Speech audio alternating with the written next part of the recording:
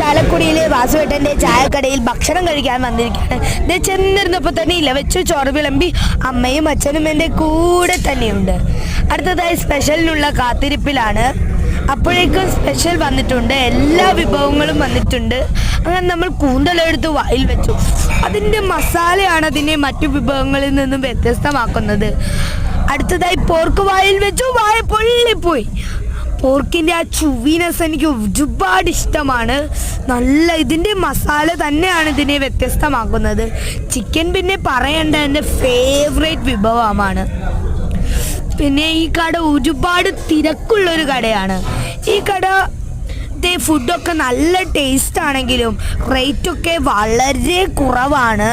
അതുമാത്രമല്ല, ഇത് നിങ്ങൾ കഴിച്ചില്ലെങ്കിൽ അതൊരു തീരാ നഷ്ടമായി മാറുന്നതാണ്. അപ്പോൾ എല്ലാവരും കഴിച്ചിട്ട് ഇവിടുത്തെ ഭക്ഷണം കഴിച്ചിട്ട് അഭിപ്രായം കമൻറ്റ് ബോക്സിൽ രേഖപ്പെടുത്തുക.